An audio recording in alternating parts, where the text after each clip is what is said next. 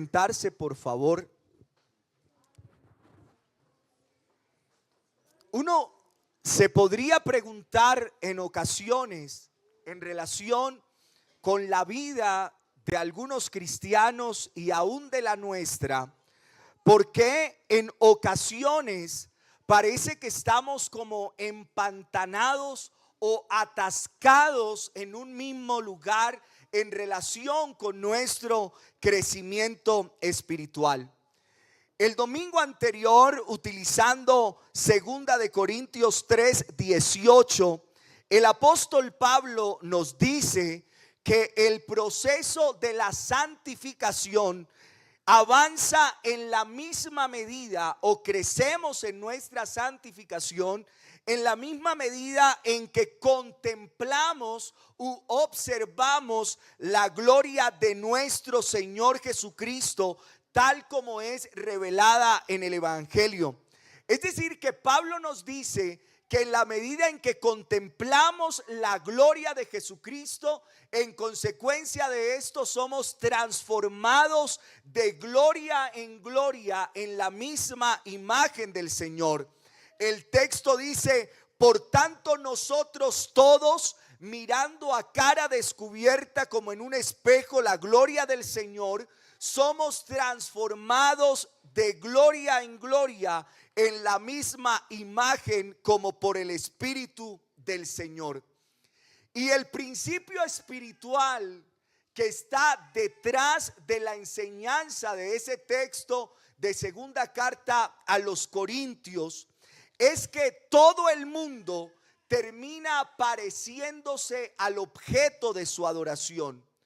Todo el mundo termina pareciéndose al objeto de su adoración. Tú te conviertes en lo que adoras. Es por eso que el tema de la idolatría, que estos días está tan en boga, es tan crucial. Y yo de algún modo no me refiero estrictamente a ese grupo de paganos que se postran delante de una estatua a la que consideran Dios. No necesariamente. Cuando hablo de idolatría, me refiero a todo aquello que suplanta o que ocupa el lugar de Dios en el centro de nuestros afectos. Puede ser una persona, puede ser una posesión, puede ser una actividad. Cualquiera cosa que nosotros deseemos o le entreguemos mayor afecto que el que debiésemos entregarle a nuestro Dios, eso es idolatría. Y en la misma medida en que nosotros permitimos que Dios sea desplazado del centro de nuestras vidas por otras cosas, en esa misma medida en que permitimos que otras cosas ocupen el lugar de Dios en nuestras vidas, en esa misma medida nosotros disminuimos la capacidad de observar la gloria de Cristo. Nuestro proceso de santificación es obstaculizado, y yo me refiero a los creyentes. Primera de Juan 5:21 dice: hijitos, guardaos de los ídolos. Amén. Los cristianos, usted y yo, tenemos que guardarnos de la idolatría. Debemos guardarnos de tener cosas en nuestras vidas que sean mucho más importantes que Cristo para nosotros. Por eso, antes de tratar de cambiar nuestra conducta en relación con algo, nosotros debemos identificar con qué ídolo estamos lidiando o luchando en el interior de nuestras vidas. Médicamente se diría que en ocasiones no hay que tratar la fiebre, sino identificar cuál es la causa para poder en consecuencia eliminar la fiebre de la persona. El problema no es en ocasiones tu conducta, sino lo que está detrás de esa conducta que tú no deseas abandonar. Cuando alguien decide bautizarse en el nombre de Jesucristo, pero antes de bautizarse le dice a uno: pastor, pero hay algo que yo todavía no quiero dejar. Esa persona no está preparada para ser bautizada en el nombre de Jesucristo, porque hay algo en su vida que se constituye mucho más importante que Cristo. Cuando tú te encuentras con Cristo, no hay nada en el mundo que sea más importante que Él, y tú estás dispuesto a abandonarlo todo por tener a Cristo en tu vida. Así que, ¿cuál sería el remedio para atacar esa circunstancia? El primero es arrepentirnos por esa cosa que ocupa el lugar de Dios en nuestras vidas y volver a poner los ojos en nuestro Dios, definiendo que Él es el máximo objeto de nuestra adoración. Él es el máximo objeto de nuestro deleite. Él es el máximo objeto de nuestra admiración. Arrepentirnos de nuestra idolatría y girar nuestro rostro, mirar a Cristo e identificarlo a Él como el máximo en todos los ámbitos de nuestras vidas. Tal vez hoy tú no adoras una imagen, no te postras ante ella, no la llevas colgada en el pecho, ni de pronto en tu talón o en tu muñeca, pero puede que en tu vida hayan personas, hayan cosas, hayan pasiones que hayan venido a ocupar el lugar de Cristo, y tú decides agradar a aquello antes de agradar a Dios. Debemos arrepentirnos y creer para poder seguir creciendo en nuestra santificación para con Dios. Debemos contemplar la gloria de Dios. No hay otra forma de hacerlo. Y ahora, pastor, ¿en qué consiste ese admirar la gloria de Cristo? ¿Qué es lo que hace que Cristo sea el ser más admirable de todo el universo? ¿Qué hace que usted admire a alguien en su ámbito académico, secular, laboral, en su familia? De seguro que usted admira a alguien, como yo también admiro a distintas personas, y usualmente lo hacemos porque tienen características en su personalidad que nos llaman la atención, que consideramos admirables. Admiramos la determinación, la valentía, la inteligencia, la entrega, la ternura. Admiramos esos rasgos del carácter que hacen que una persona, cuando decide hacer algo, rápidamente se enfoca en aquello y lo alcanza. Pero cada una de esas personas que tú admiras vive en un completo desbalance de virtudes. Tienen cosas que son muy admirables, pero absolutamente seguro estoy que hay otras en las que tienen una serie de flaquezas que, aunque no las muestran en su vida interior, son reconocidas.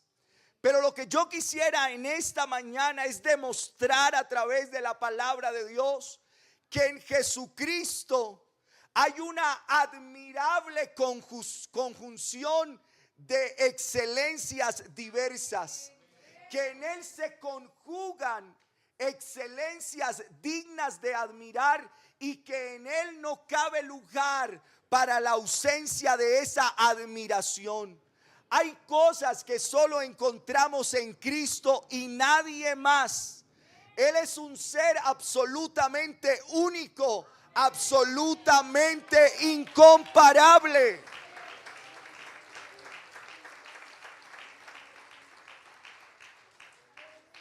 Y como el texto que leímos es de el Apocalipsis, pero yo no voy a hablar tanto del Apocalipsis así como desde la escatología. Lo primero que quisiera traer a colación es que el libro del Apocalipsis tiene o posee un género literario muy particular, en el que abundan los símbolos y las figuras. Es un recurso que el autor del libro utiliza para mostrarnos la verdad de una forma más memorable, en una forma más impactante. Es como si usted leyera El Tiempo, pero a la par leyera El Cubo. El Tiempo tendría un titular que dijera: la corrupción está en todos los estratos del gobierno. Pero El Cubo diría: el pulpo de la corrupción arropa el palacio. Eso es un lenguaje que utiliza figuras, que utiliza símbolos para hacer más impactante el mensaje. Ese es el lenguaje que utiliza Juan. Y es por esa razón que muchas personas consideran que el libro del Apocalipsis es un libro difícil de entender, y algunos se amedrentan a la hora de tener contacto con este libro. Y yo, aunque no quiero obviar las dificultades, no soy el experto en Apocalipsis. Lo cierto es que yo creo que, siendo parte de la palabra de Dios y siendo inspirada por Dios, el libro del Apocalipsis cobra sentido a partir de una interpretación desde toda la Biblia, donde todos esos símbolos y figuras que aparecen en el Apocalipsis comienzan a ser definidos a partir de lo que leemos en el resto de libros de la Biblia. Lo segundo es que no es mi intención en esta mañana hablar de todo lo que podríamos enfatizar en el capítulo 5 de Apocalipsis, sino que pudiésemos fijarnos en el versículo 5 y el versículo 6. Pero como he dicho siempre, un texto sin contexto no tendría sentido, viene a ser un pretexto. Así que yo voy a entrar a observar este versículo en todo su entorno. Apocalipsis 5 habla en principio de un libro sellado con 7 sellos que nadie era digno de abrir. El texto dice: y vi en la mano derecha del que estaba sentado en el trono un libro escrito por dentro y por fuera, sellado con 7 sellos. Y vi a un ángel fuerte que pregonaba a gran voz: ¿quién es digno de abrir el libro y desatar sus sellos? Y ninguno, ni en el cielo, ni en la tierra, ni debajo de la tierra, podía abrir el libro ni aún mirarlo. El capítulo 5 es una continuación del capítulo 4, y en ese sentido, desde el 4, Juan comienza a narrar una visión. En la época de Juan, los libros no eran como lo son para nosotros en la actualidad, sino que habían algunos libros que se llamaban códices. Los libros no eran ni parecidos a lo que tenemos ahora, y en ese sentido eran rollos de papiros que para leerlos había que desenrollarlos. Y cuando se trataba de un documento legal o de un documento muy importante, esos rollos eran sellados, de manera que solo podía ser abierto por una persona autorizada. Y en algunos casos, cuando esos rollos eran de muchísima importancia, se usaban varios sellos, de manera que ellos querían hacer doblemente oficial un documento oficial. Ahora, ¿cuál es el contenido de este rollo que aparece en Apocalipsis 5 y por qué es un rollo tan importante? Cuando uno compara ese texto de Apocalipsis 5 con otros pasajes de las Escrituras, sobre todo con los libros de Isaías, Daniel y Ezequiel, vemos que este libro contiene todo lo que Dios ha decretado que suceda a lo largo de la historia, luego de la muerte de Cristo en la cruz, su resurrección y su ascensión. Este libro se constituye como en un sumario, como en un resumen de los propósitos de Dios, tanto para la redención de su pueblo como también para el juicio de los impíos.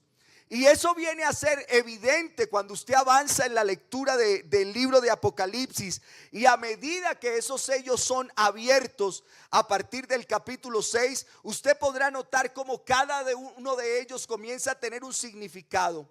Es decir, que ese libro contiene palabras de juicio, pero también palabras de salvación. Juicio contra el mundo rebelde y pecador que desafía a Dios y persigue a su pueblo, pero también palabras de salvación para los que han descansado en Cristo para obtener el perdón de sus pecados.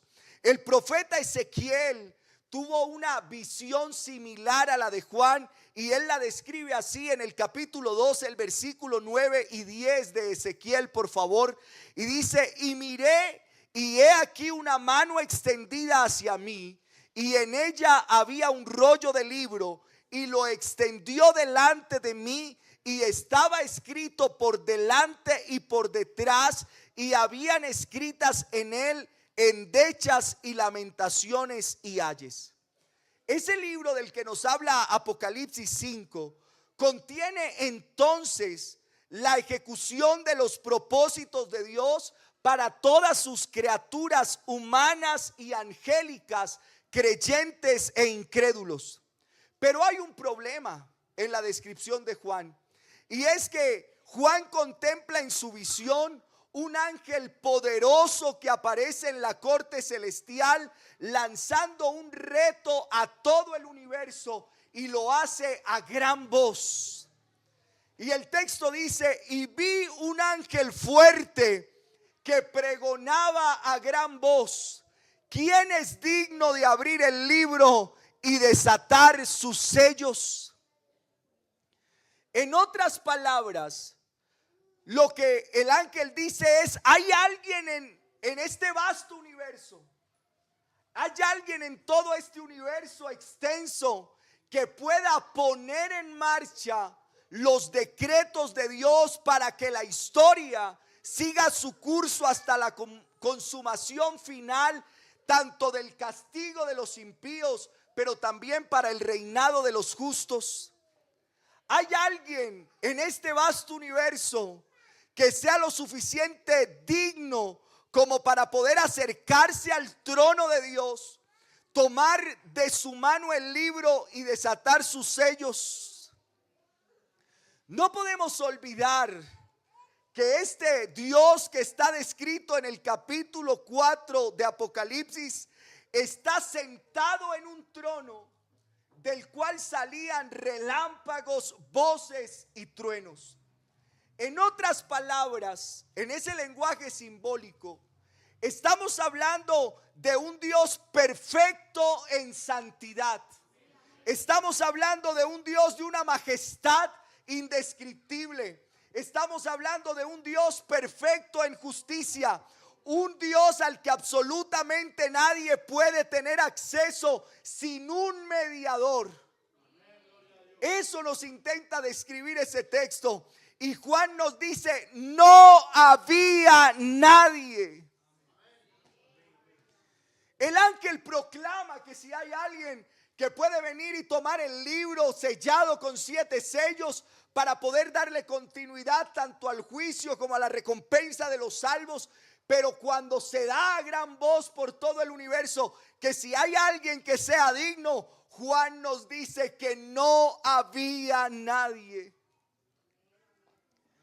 Y el texto dice: y ninguno, ni en el cielo, ni en la tierra, ni debajo de la tierra, podía abrir el libro ni aún mirarlo. El ángel lanza el reto y solo hay silencio.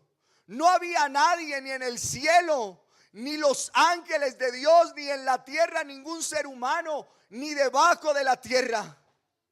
Es como si de alguna manera dijera: ni en la historia pasada en relación con los que ya han muerto, no hay nadie digno, no lo ha habido nadie que pueda acercarse al trono de Dios, tomar el libro y desatar sus sellos. Pero Juan no solamente dice que no había nadie con esa dignidad, sino que no había nadie digno ni siquiera de poder mirar el libro. Ni siquiera los ángeles del más alto rango que hubiesen estado alrededor del trono podían hacer eso. Nadie es absolutamente digno como para poder poner en marcha esos decretos de Dios. De ahí la angustia de Juan en esa visión profética cuando dice en el verso 4: y lloraba yo mucho. Y lloraba yo mucho, porque no se había hallado a ninguno digno de abrir el libro, ni de leerlo, ni de mirarlo. Juan estaba angustiado en gran manera. Su emocionalidad se hizo palpable con su llanto, y no se conforma con describir solo el llanto, sino que dice: yo lloraba mucho. Porque si este libro no es abierto, los decretos de Dios serían frustrados, a menos de que alguien pudiera tomar el libro, romper sus sellos, y entonces los propósitos redentores de Dios y los propósitos de juicio de Dios podrían tener cumplimiento.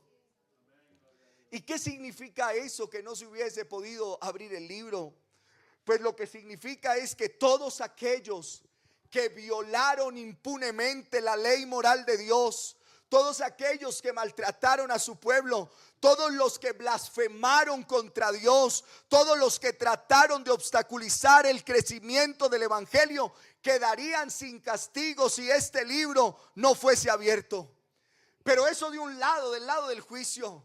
Pero del otro lado es que para el pueblo de Dios, para la iglesia, no habría esperanza. Para nosotros no habría esperanza si no se hubiese abierto el libro. No habría arrebatamiento, no habría segunda venida de Cristo, no habrían cielos nuevos y tierra nueva. El paraíso que Adán y Eva perdieron en el Edén nunca sería recobrado. Todas las promesas de Dios reveladas en su palabra serían palabras al viento, y Satanás y sus huestes demoníacas se saldrían con la suya. Cientos de miles de oraciones que cientos de miles de creyentes han estado elevando al trono de Dios, hasta ese trono de la gracia a través del tiempo, quedarían sin respuesta si ese libro no fuese abierto. Así que Juan no solamente estaba angustiado porque nadie podía tal vez satisfacer esa curiosidad escatológica que algunos les dan. La angustia de Juan lo que refleja es ese anhelo de la iglesia de Cristo por ver cumplidos todos los propósitos y planes de Dios para la iglesia. Oh Dios, que venga tu reino y que se haga tu voluntad en la tierra como se hace en los cielos.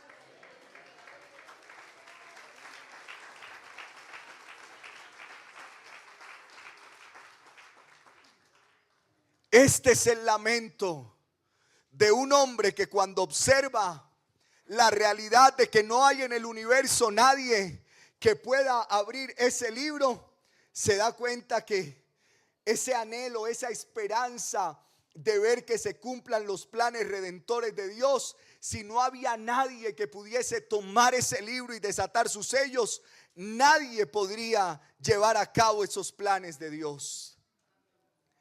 Pero entonces uno de esos ancianos que estaba alrededor del trono se acerca hasta Juan para darle una buena noticia. Ese anciano se acerca y dice: y uno de los ancianos me dijo: no llores, Juan, no llores. He aquí el león de la tribu de Judá, la raíz de David, ha vencido para abrir el libro y desatar sus 7 sellos. Hay uno solo. Hay uno solo con la autoridad y la dignidad necesarias para acercarse al trono, tomar el libro y desatar sus sellos. Es impresionante ese capítulo. Le dice: no llores, deja de llorar. Deja de llorar, Juan, deja de llorar. Cristo es el león de la tribu de Judá que ha vencido.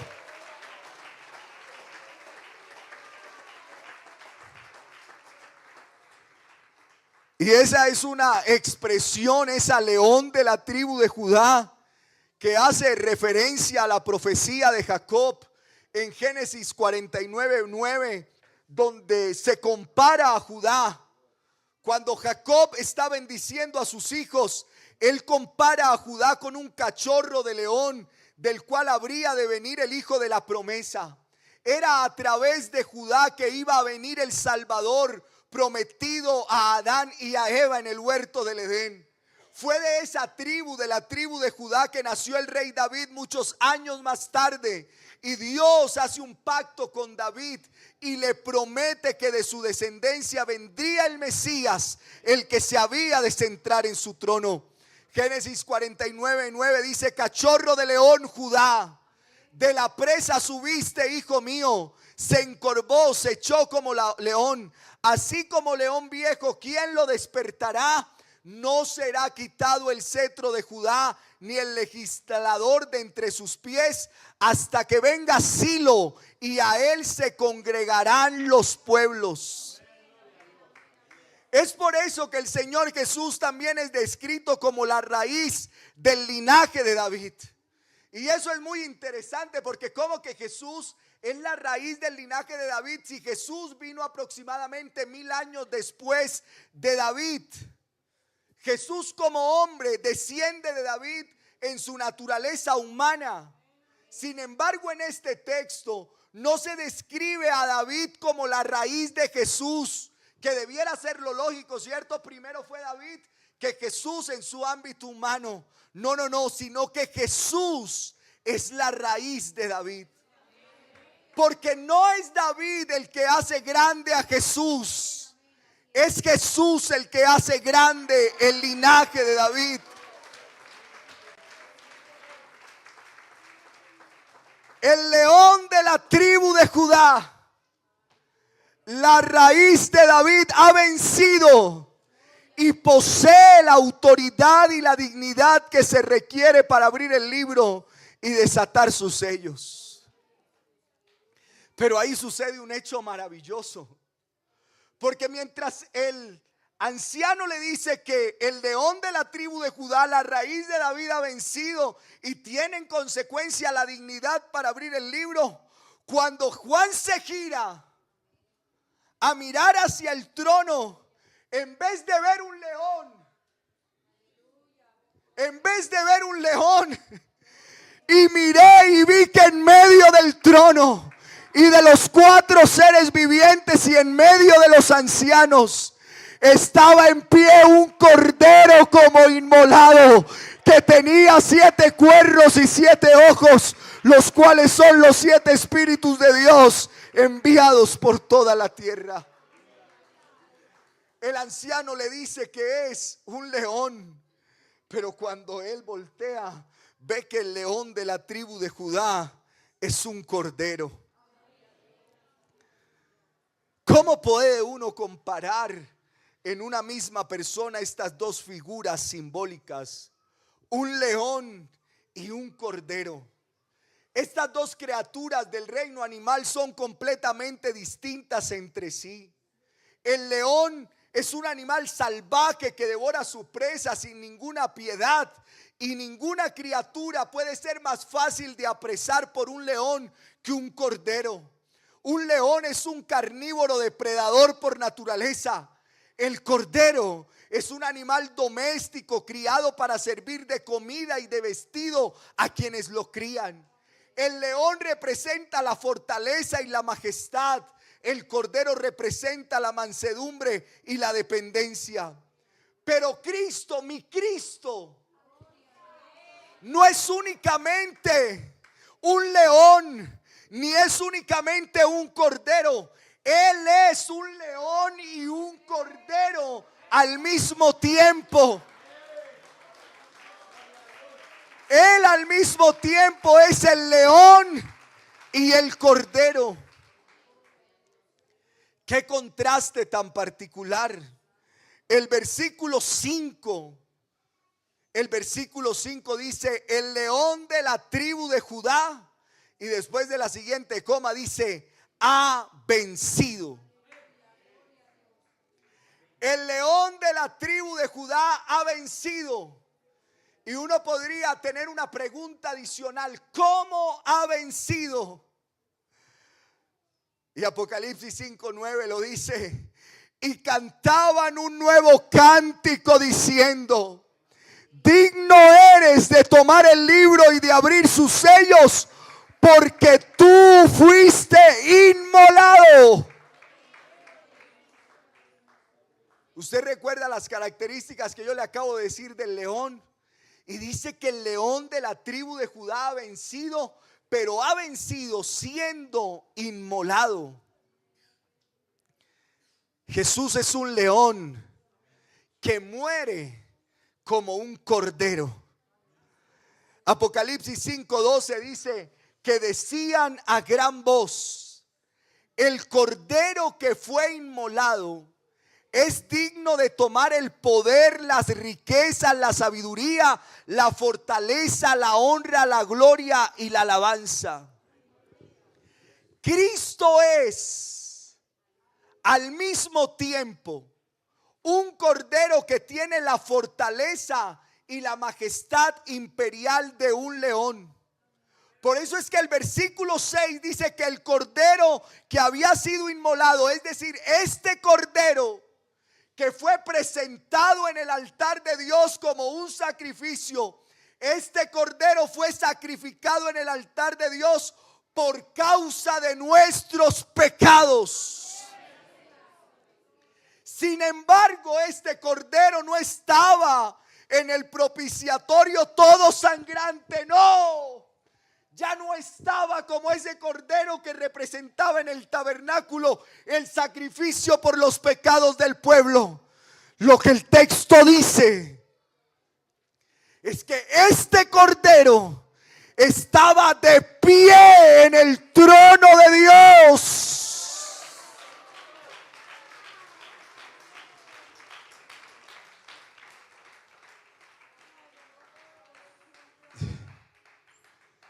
En el capítulo 6, el versículo 15 al 17, cuando el cordero abre el sexto sello, dice: y los reyes de la tierra y los grandes, los ricos, los capitanes, los poderosos y todo siervo y todo libre se escondieron en las cuevas y entre las peñas de los montes y decían a los montes y a las peñas: caed sobre nosotros y escondednos del rostro de aquel que está sentado sobre el trono y de la ira del cordero, porque el gran día de su ira ha llegado, y quién podrá sostenerse en pie. Y Apocalipsis 17:14 dice: pelearán contra el cordero y el cordero los vencerá, porque el cordero es el Señor de señores y Rey de reyes, y los que están con él.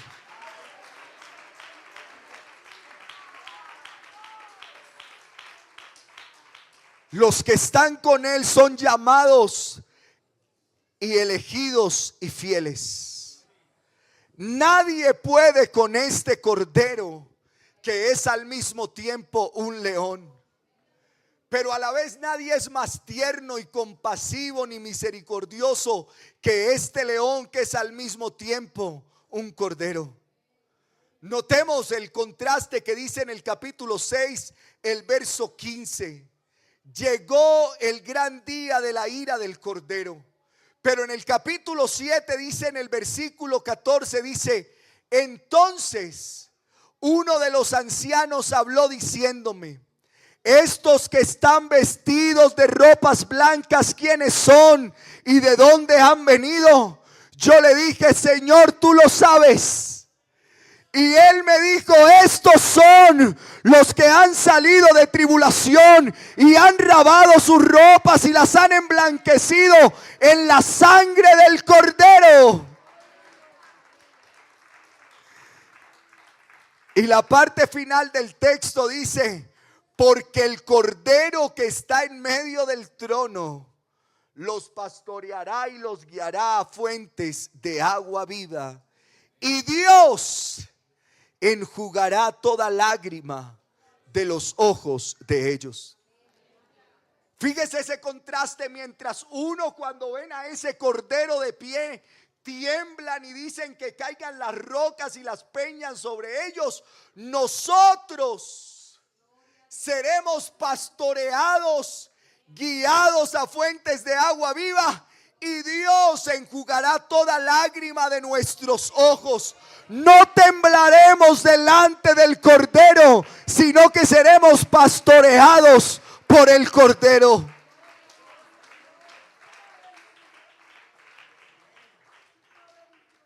Dice Apocalipsis 7:9: después de esto miré, y he aquí una gran multitud, la cual nadie podía contar, de todas las naciones y tribus y pueblos y lenguas, que estaban delante del trono en la presencia del Cordero, vestidos de ropas blancas y con palmas en las manos.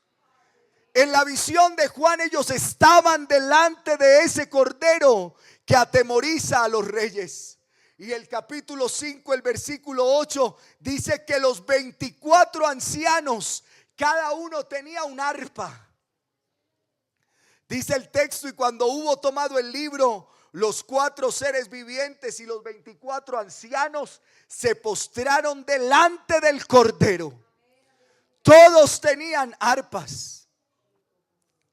En el Antiguo Testamento, el arpa era un instrumento de gozo.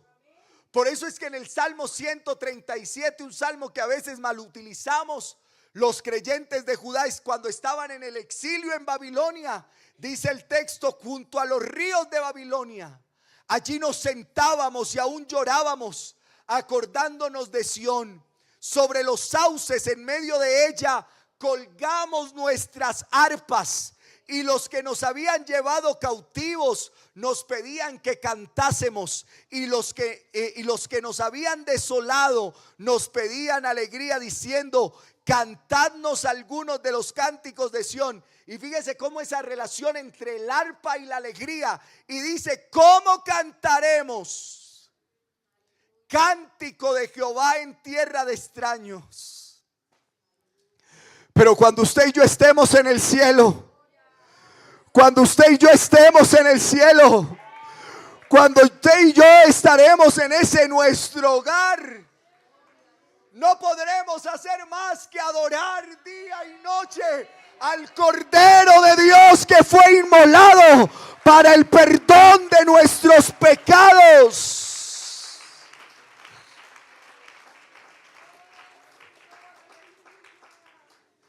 Será una gran fiesta, porque estaremos delante del Cordero. Lo que Juan nos está presentando aquí es que en la persona de nuestro Señor Jesucristo se conjugan al mismo tiempo un conjunto de características que ninguna otra persona en el mundo antes y después de él posee. Nuestro Jesús es único. Él es incomparable. Él es el soberano Dios. Él es el eterno Dios.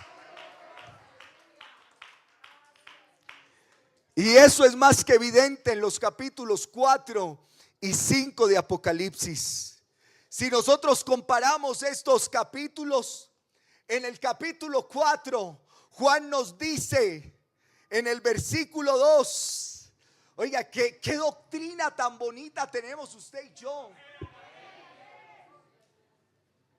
Hermano, en el capítulo 4, Juan nos dice en el versículo 2, dice: y al instante yo estaba en el Espíritu, y he aquí un trono establecido en el cielo, y en el trono, yo espero que Dios en esta mañana esté hablando a su vida, a su corazón.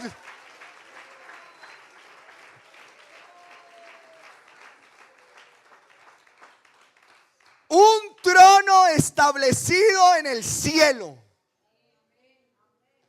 y en el trono uno sentado. Y es sencillo, el que está sentado en el trono es Dios. Y luego comienza a describir a un grupo de criaturas que se encuentran alrededor del trono y delante del trono adorando a Dios. Pero cuando llega al capítulo 5, él comienza a describir a ese que está sentado en el trono, y el que está sentado en el trono es el Cordero. La versión Reina Valera 60 dice: y miré y vi que en medio del trono y de los 4 seres vivientes y en medio de los ancianos estaba en pie un cordero como inmolado, que tenía 7 cuernos.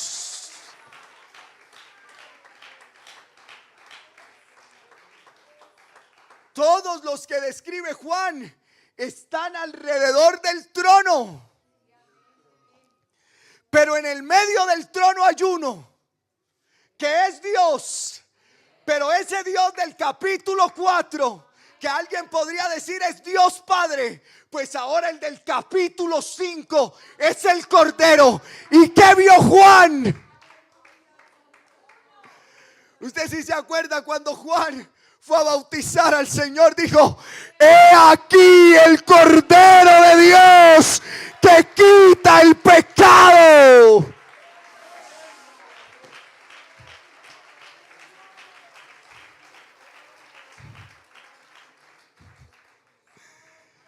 Bienvenido sea esa descripción peyorativa de algunos de que somos los Jesús solos. Sí, Señor, no necesito más, porque no hay otro nombre bajo el cielo dado a los hombres en que podamos ser salvos.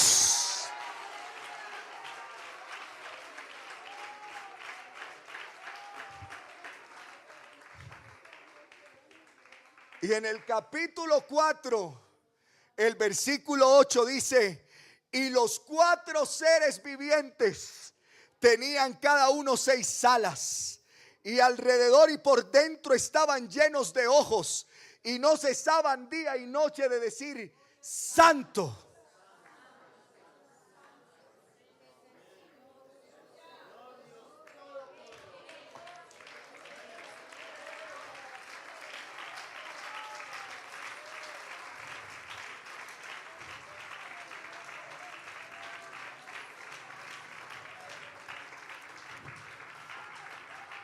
Santo, santo, santo es el Señor Dios Todopoderoso, el que era.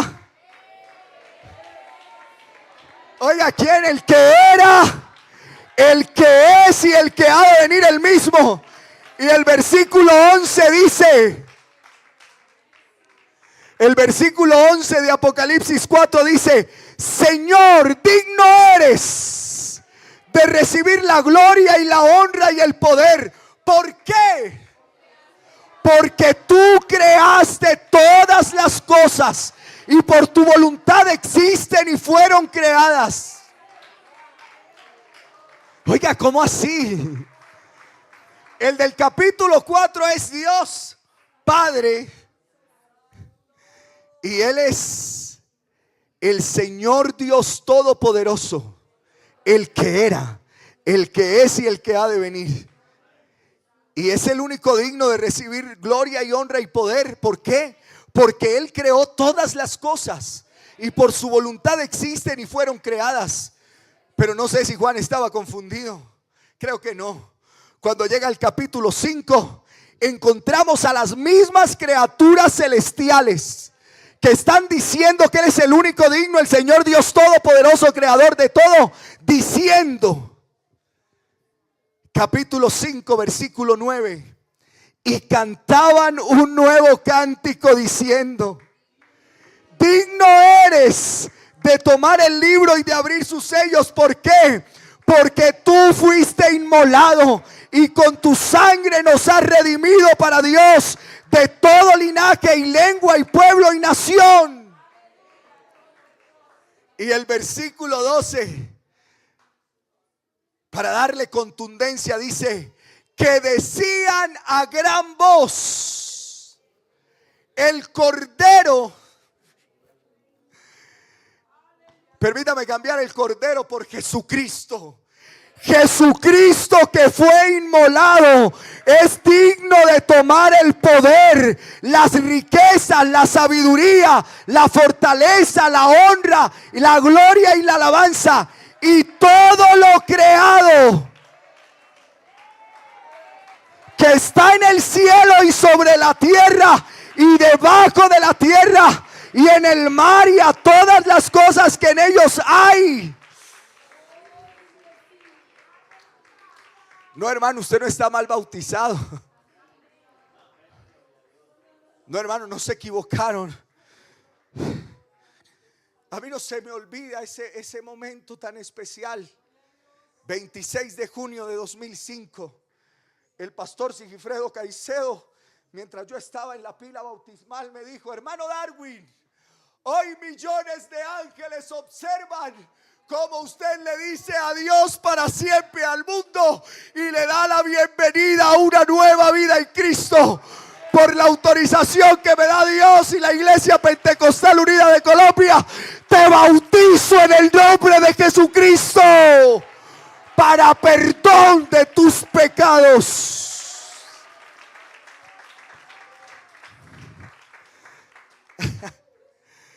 En el capítulo 4, Dios es adorado como el creador de todas las cosas. Pero en el capítulo 5 vemos a todas las cosas adorando al Cordero. Yo se lo voy a resumir.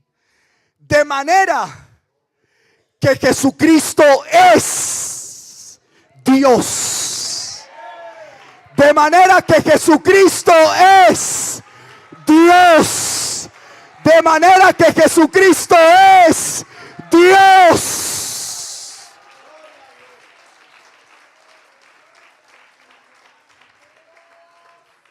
Y como tal, posee todos los atributos de Dios. Yo le voy a comenzar a leer atributos de Dios, y si usted así lo desea, voy a invitarlo a que lo adore. No necesito motivarlo. Voy a motivarlo a que le cante, a que le aplauda. No necesito hacer eso. Yo le voy a describir quién es Jesús. Y si usted siente honrarlo en esta mañana, hágalo. Jesús, Él es eterno. Él es inmutable. Él es autosuficiente. Él es todopoderoso. Él es omnisciente. Él lo sabe todo. Él es perfectamente santo. Él es perfectamente justo. Él es. Yo quisiera invitar en esta mañana a que adoremos al Cordero de Dios que fue inmolado en la cruz del Calvario para perdonar nuestros pecados.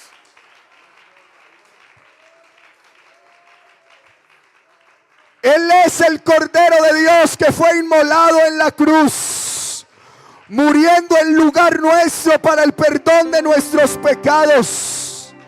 En Él se conjugan la justicia y la santidad. Cristo es infinitamente bueno e infinitamente misericordioso.